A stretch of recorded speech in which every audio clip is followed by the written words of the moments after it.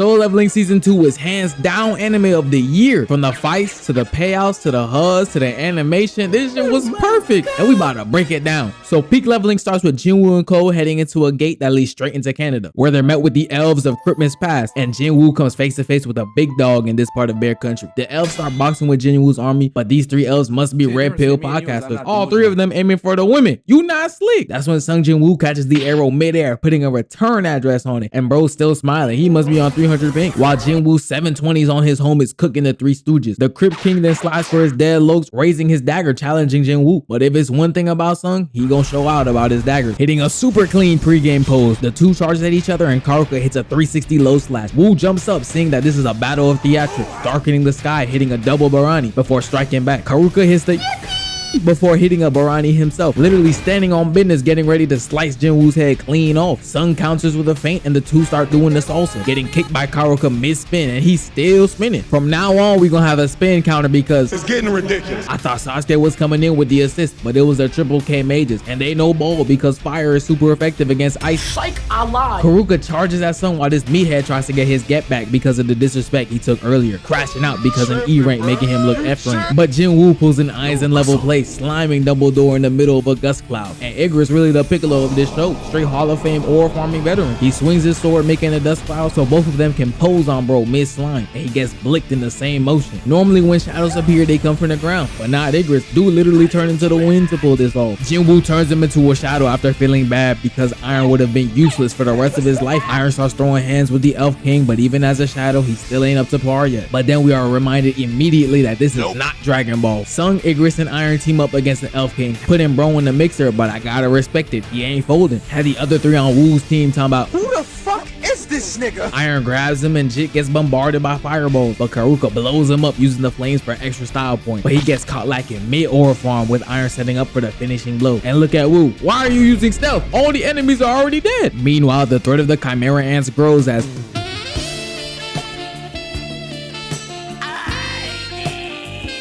Are you serious, my brother? Sung Jin Woo takes a break from his mission to craft the elixir of life, getting his reevaluation because he's tired of aura farming in the shadows and wants the world to see the results of his training with Piccolo. While his S rank status is downloading, Woo starts cave diving with the Hunters Guild, but his inner smoke demon would not let him get away with only playing Minecraft VR. So he decides to pull up on the boss, and that's when he encounters fine shit from earlier. She's so enchanted by Woo's sense she forgot all about him trying to blick the boss. That ain't no Dior Sauvage, that's Shadow Pouron. Had her up all night just thinking about him. Y'all better take notes. Throw that 13-in-1 deodorant spray into the abyss. Woo joins another raid, but instead of mining, he gets pulled up on by the Blood Orc. And since he isn't officially S rank yet, he can't aura farm in public. But best believe if he had his promotion already, he would have saved one of these shorties like these. But since they're trapped, their team has to pull up on the boss. They realize this show's called Solo Leveling for a reason and freeze up like Wall Mario just went down. But the leader got that dog in him charging in and...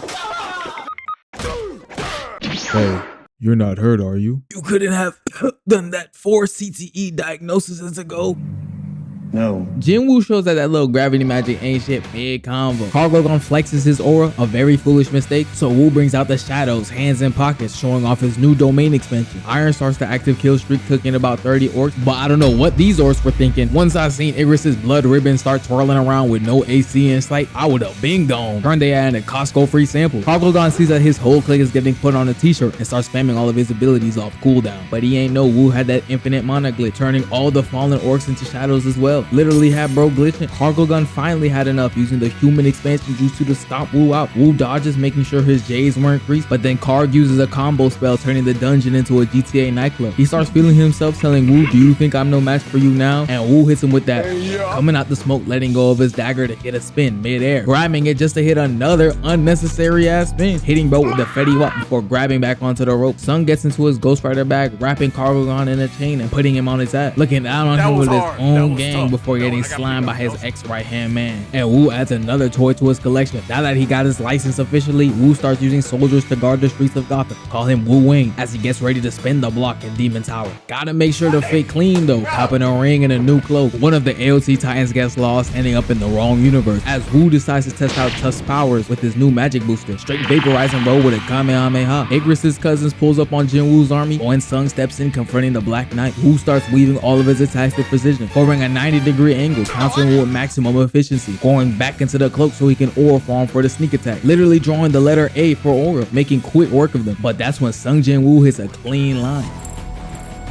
Do demons like you feel fear? Had me reminiscing about the Vegeta versus 19 fight. The last night turns out to be a girl, and long story less long, she takes him to her family palace and joins Woo on his journey to climb the tower, where they finally pull up on Baran. And Baran had a 10 out of 10 pull up, soaring through the sky on a lightning dragon, hitting the poles on the high ground. Baran pulls out his army, but Tusk literally cooks him. Y'all let me know who's stronger between Igris and Tusk, cause he's cracked. Baran uses the Kirin 2.0, vaporizing the Shadow Army. Bro's up 2-1 in the aura off right now, but Jin Woo is not going for that, saving the Huz from a lightning strike hitting the Batman. Woo then tries to sneak Baran, but he gets countered. Baran follows up with a lightning beam, but Tusk counters with the ×10 Kamehameha as Woo and Igris team up to behead the dragon Bro was on, all because Woo ain't like how this fraud was looking down on him. Baran comes out the dust cloud, cooking Tusk, Iron, and Igris, while blocking Woo's strike yet again, hitting Woo with the Michael Jordan, getting ready to turn Woo into Gojo. The three main shadows come through with the team up, but Baran literally crashes out, and now it's just a 1v1, and this shit was peak. The rain intensifies as the two flash step towards each other, exchanging blows as Woo spins, hitting Baran with an insane impact frame. The two start putting on a show, and Woo realizes that if one spin ain't enough, Here go 2 more for y'all. but the two are still looking evenly matched until Baran cheats using a lightning beam to catch Woo lacking. But Woo catches both of his strikes, so Baran charges up another beam, but that's when the princess throws her double edge, distracting Baran, and Woo enters the avatar state, putting all of his remaining points into strength, ripping Baran's arms off, punching Baran so hard we went back to the 60s with all the color leaving the screen, laying Baran out like a defeated One Piece character completing his mission. And Bro somehow managed to sit in the perfect spot for the sun to spotlight him through 2 broken buildings. Woo adds the dragon to his arsenal, taking his aura farm capabilities to new heights, literally and figuratively. But more importantly, he finally crafts the elixir of life, managing to make 6 of them. Woo rushes to the hospital, giving his mom the elixir, and after 4 long years, she finally wakes up. And y'all was mad about this? This is the whole reason he's been aura farming for the last 15 episodes. This shit is cinema at its finest. Motherfucker, is that All Might? And now it's time to go over the finale, the Jeju Island raid. The team is set, 15 S-rank hunters from Japan and Korea, and Woo is not one of them. But I'm sure everyone and their mama knew he just did that to add to the suspense. Now, at first, things were going well for the hunters. They were making progress, putting in some serious pest control work, but everything changed when the embodiment of Black Air Force energy pulls up.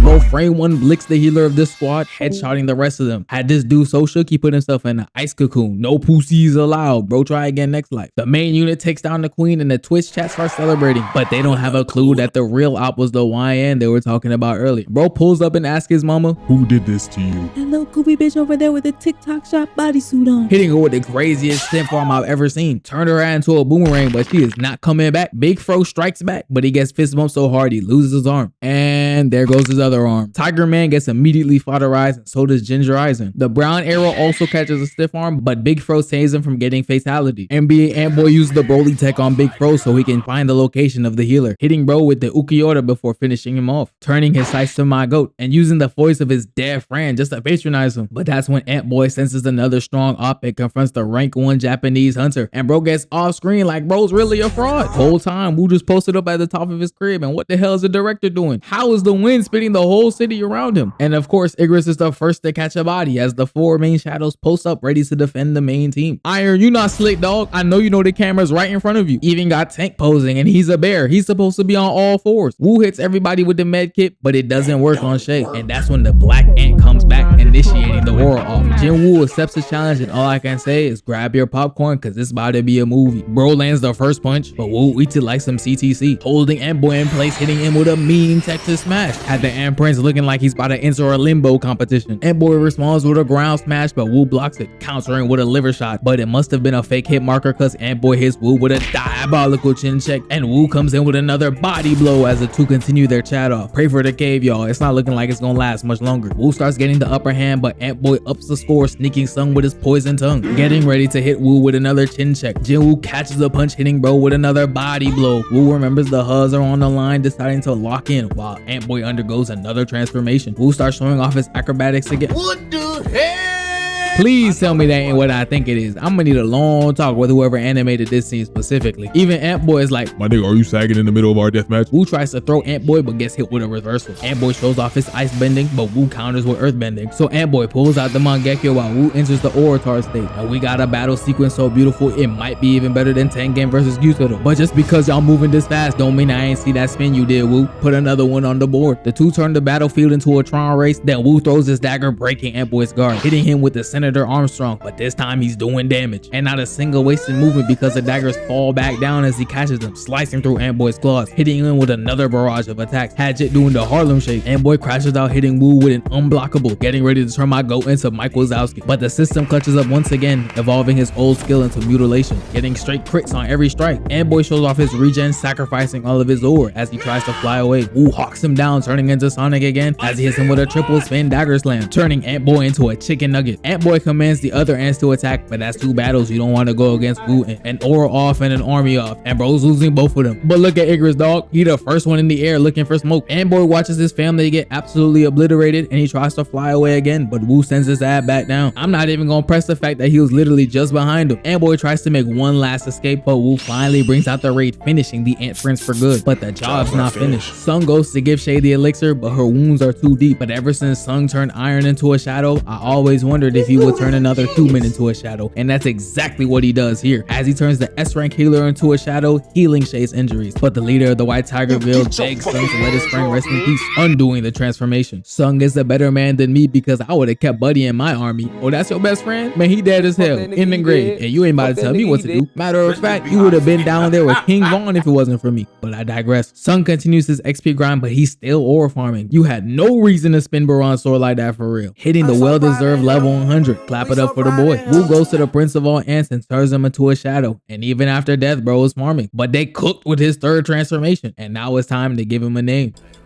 Wu protects the main unit and bro's just riding on top of his dragon. I know Baran crying and throwing up under hell after seeing Wu wear his shit better than him. And the universe gives Wu another alley-oop, making sure the sun shines on Wu with precise accuracy. Had Wu talking about, damn, I'm really him for real. And Wu ends the season flexing his army and ore farming on the audience. 10 out of 10. Makes me wonder how cracked his pops is for real. Let me talk to you.